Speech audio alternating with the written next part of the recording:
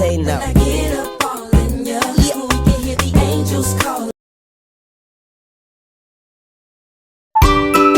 Halo, di sini saya akan menjelaskan materi tentang sistem operasi Linux. Sistem operasi Linux umumnya digunakan oleh user yang telah mahir teknologi karena dalam penggunaannya membutuhkan keahlian tertentu, mulai dari instalasi sistem sampai dengan penggunaan aplikasi-aplikasinya. Ini berbeda dengan sistem operasi Windows yang lebih user-friendly, baik dari sisi tampilan antarmuka dan pengoperasiannya. Walaupun ya sekarang ada juga distro Linux yang tampilannya hampir menyerupai newbie friendly, seperti misalnya Linux Mint atau OS Elementary. Oke, kita masuk ke pengertian Linux. Apa sih Linux itu? Linux adalah sistem operasi yang menggunakan kernel Linux. Kernel sendiri adalah bagian terkecil dari sistem operasi yang bertugas untuk melakukan manajemen CPU, memori, dan perangkat-perangkat tambahan lainnya. Linux adalah OS yang bersifat open source, yang berarti kode-kode sumber Linux dapat digunakan dan dimodifikasi dan didistribusikan secara bebas oleh siapapun. Lisensi Linux yang berada di bawah naungan GNU dan gratis, kita tidak perlu mengeluarkan biaya sedikit pun jika kita ingin menggunakannya. Karena adanya kode yang bersifat open source, banyak developer yang mengembangkan OS ini, sehingga terciptalah berbagai macam distro Linux. Ada yang kita kenal selama ini, misalnya Linux Ubuntu, Linux Mint, Red Hat, dan sebagainya. Setiap distro Linux mempunyai karakteristik yang berbeda, mulai dari tampilan, kerumitan, penggunaan, hacking, web security, server, atau untuk menjalankan sistem aplikasi untuk sehari-hari. Sekarang kita akan membahas sejarah Linux. Sistem operasi Unix yang dikembangkan oleh Ken Thompson dan Dennis Ritchie pada tahun 1969. Ken dan Dennis ini juga merupakan penemu dari bahasa pemrograman C, yang mana menjadi dasar dari bahasa pemrograman tingkat tinggi. Kode sumber Unix dikembangkan menggunakan bahasa C sehingga mudah pemindahannya ke berbagai platform.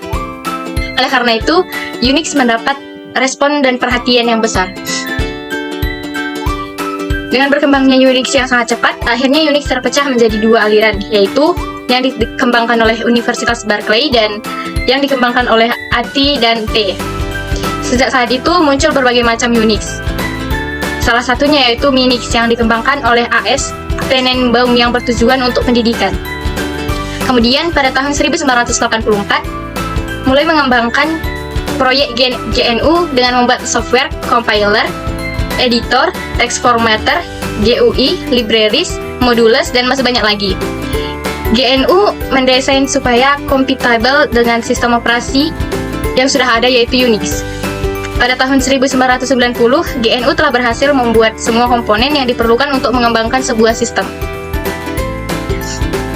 Pada tahun 1990, GNU telah berhasil membuat semua komponen yang diperlukan untuk mengembangkan sebuah sistem operasi, yaitu compiler, libraries, aplikasi, user interface. Tetapi ada satu yang belum selesai, yaitu kernel, yang merupakan inti dari sistem operasi. Kemudian pada tahun 1991, Linus Torvalds yang merupakan mahasiswa jurusan ilmu komputer dari Universitas Helsinki menulis sebuah kernel dengan menggunakan bahasa C yang diterjemahkan menggunakan GNU-C compiler. Linus Torvalds dijadikan sumber dari Minix untuk dijadikan referensi untuk mengembangkan sistem operasi yang baru, yang kode sumbernya dapat diakses oleh siapa saja. Kemudian sistem operasi Linux yang dikembangkan oleh Linus Torvalds ini dinamakan Linux. Awalnya Linux ingin memberikan nama Freaks, yang merupakan gabungan dari Free, Freak, dan X yang mengacu pada Unix. Pada bulan September 1991, Linux mengunggah file yang dikembangkannya ke PT Server. Selanjutnya ada kelebihan dan kekurangan Linux. Setiap sistem operasi pasti memiliki kelebihan dan kekurangan masing-masing. Linux sebagai sistem operasi open source tentunya memiliki banyak kelebihan.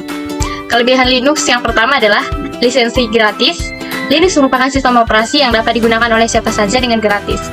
Berbeda dengan sistem operasi yang lain seperti Windows yang memerlukan biaya untuk menggunakannya. Yang kedua, keuntungan yang kedua adalah menggunakan kode 32 bit.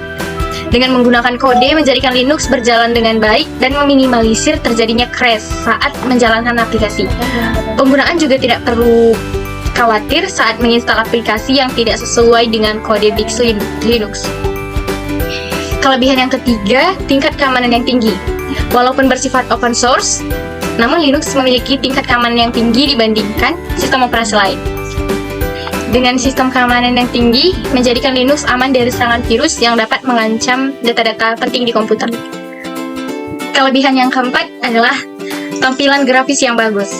Dalam setiap versi dan jenis Linux yang diliris, telah terlihat jelas bahwa Linux sangat memperhatikan dalam hal grafis, seperti contoh pada Linux Ubuntu yang memiliki user interface yang bagus dan e-chatting. Kelebihan yang kelima adalah kode sumber Linux dapat dimodifikasi. Dengan sifat Linux yang open source, memungkinkan kode sumber dari Linux untuk dilakukan modifikasi. Tentu hal ini sangat menarik perhatian para programmer. Kelebihan yang keenam adalah cocok dijadikan sebagai komputer server. Linux merupakan sistem operasi yang ringan dan stabil sehingga sangat cocok untuk dijadikan komputer server, admin, dan juga dapat sebagai komputer personal.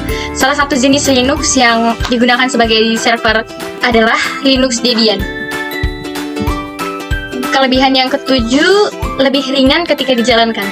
OS Linux tidak membutuhkan sumber daya atau resource yang besar untuk menjalankannya. Ia bahkan dapat berjalan pada komputer jadul sekalipun. Tinggal kita sesuaikan aja dengan kebutuhan kita. Linux juga masih memiliki beberapa kelemahan. Yang pertama, membutuhkan keahlian yang lebih. Dikarenakan Linux masih jarang digunakan oleh masyarakat umum, sehingga belum banyak teknisi yang mampu melakukan troubleshooting terhadap permasalahan yang ada di dalam Linux. Kekurangan yang kedua adalah kurangnya dukungan software. Ada beberapa software yang populer yang sering digunakan seperti Microsoft Office, Adobe Photoshop, dan aplikasi populer lainnya yang tidak kompatibel dengan sistem operasi Linux. Kekurangan yang ketiga adalah proses instalasi dan konfigurasi yang sulit. Proses instalasi Linux sedikit lebih sulit dibandingkan Windows, terkecuali pada beberapa distribusi Linux yang ditunjukkan untuk para pengguna awam, misalnya seperti Linux Mint. Selanjutnya kita akan membahas macam-macam distro Linux. Distro Linux adalah sebuah sistem operasi atau perangkat lunak yang dikembangkan menggunakan kernel Linux. Ada berbagai macam distro Linux, diantaranya yang pertama ada Red Hat. Red Hat adalah distro Linux yang menjadi sistem operasi pertama yang menggunakan sistem RPM, Package Manager. Red Hat dikembangkan. Dua adalah CentOS. CentOS atau Community Enterprise Operating System dikembangkan oleh CentOS Project dengan menggunakan kode dari sumber Red Hat. Ketiga ada Fedora.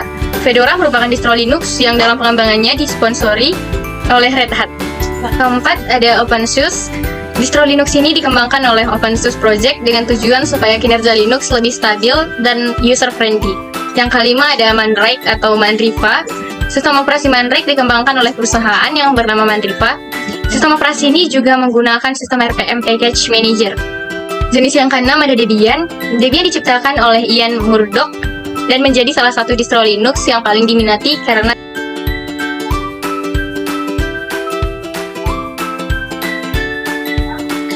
Yang ketujuh ada Ubuntu. Ubuntu merupakan distro Linux yang dikembangkan oleh perusahaan asal Afrika Selatan yaitu Canonical Ltd. Nama Ubuntu sendiri berasal dari bahasa Afrika Selatan yang berarti kemanusiaan. Ubuntu ini merupakan turunan dari Debian. Saat ini Ubuntu menjadi salah satu distro Linux yang paling populer di kalangan masyarakat umum. Jenis yang ke-8 adalah distro Linux Mint yang dibuat dengan berbasiskan pada Debian dan Ubuntu. Keunggulan dari sistem operasi ini sendiri adalah penggunaannya yang ringan.